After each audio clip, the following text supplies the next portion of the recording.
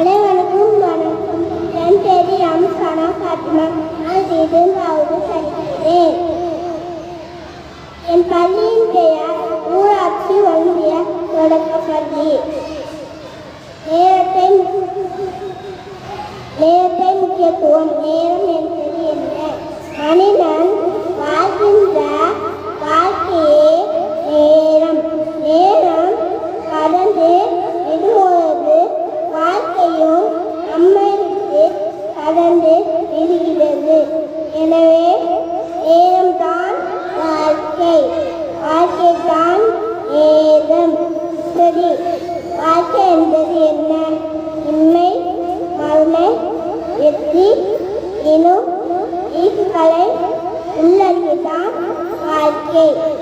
வெற்றிகரமான வாழ்க்கையின் அவசியம். நேரத்தை முக்கியத்துவம் வழங்கப்படுகிறது. இன்னும் நேரத்தின் தன்மைகளை உணர்ந்தால்தான் தன் உண்மையான மதிப்பை உணர்ந்து கொள்ள முடியும்.